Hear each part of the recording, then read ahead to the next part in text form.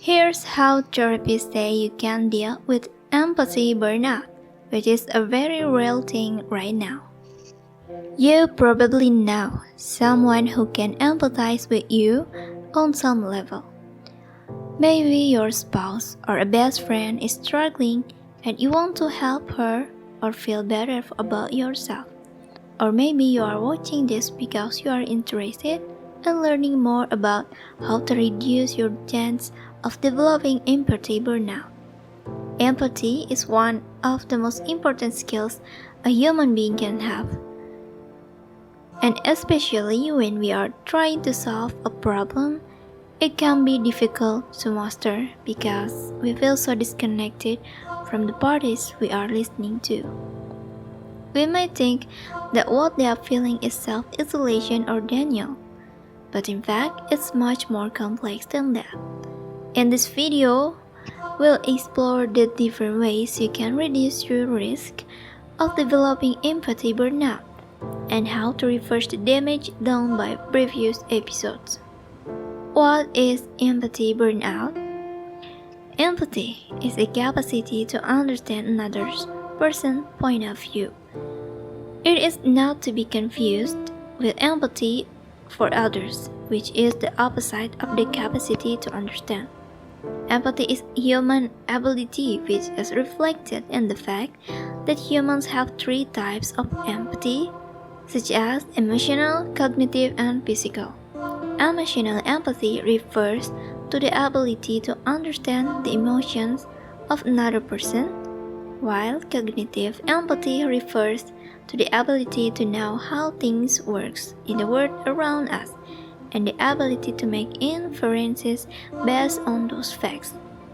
Physical empathy refers to the ability to feel something, like the tingling or itchy feeling you get when you are outside in cold weather, or the shooting pain you feel when your car breaks down. How to deal with empathy burnout, the 4 types of burnout and why you might experience it. There are 4 types of burnout: emotional, cognitive, physical, and emotional cognitive. Emotional cognitive burnout is the result of a problem that has been too much pressure on the brain.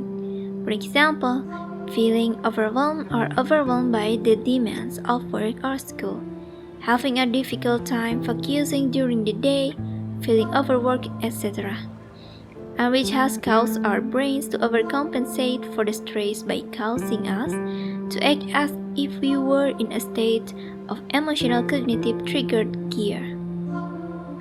Emotional cognitive burnout is not only harmful because it can put your own family and friends at risk, but it can also affect your work life, your health, and even your relationship with your colleagues. Physical emotional burnout is when you are overloading your body with too much pressure, and therefore your mind gets overwhelmed and you end up with a state of attention deficit hyperactive disorder. If you work with people, or if you are just very empathetic in the way you relate to others, you might sometimes find yourself feeling totally exhausted, and when that happens, it can be tough to recharge and get your energy back up. Here are 3 tips to deal with empathy burnout. 1. Find some time for yourself. When you are feeling drained, it's important to take some time for yourself. This could mean taking a break from work, spending time with friends or family, or doing something that you enjoy. It's also important to get enough sleep and exercise. Both of these things will help your body and mind feel refreshed. 2. Talk to someone you trust.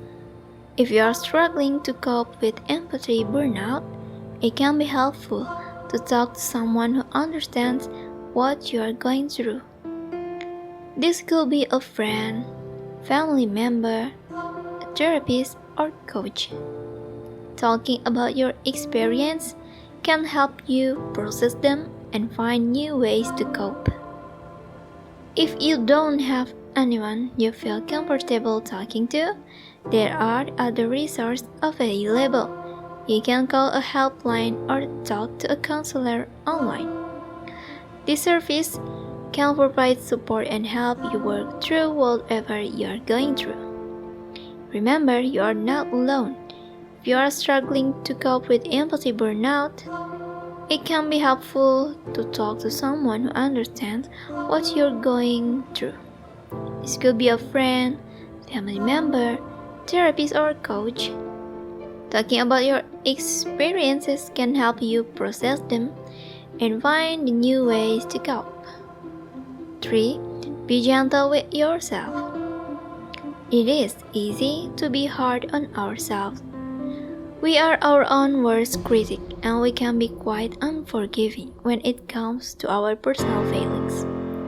But it is important to remember that we are only human and that we all make mistakes.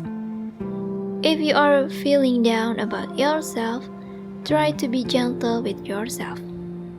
Accept that you are not perfect and that you will make mistakes. Then get up and try again. You will be better for it in the end. Empathy is an important skill that everybody can learn and practice. But as we get older, it becomes more challenging to manage because we get so wrapped up in our own pain and our own gain. Fortunately, there are a number of strategies that can help you deal with empathy burnout, such as identify what motivates you to develop empathy in the first place, and then implement strategies that will help you reduce your chance of developing it in the future. Beyond that, remember that it is possible to reverse the damage done by previous episodes of empathy. By actively learning to reduce the amount of empathy you feel for others, you are also actively building new responses in your brain that will help you to have better access to empathy later in life.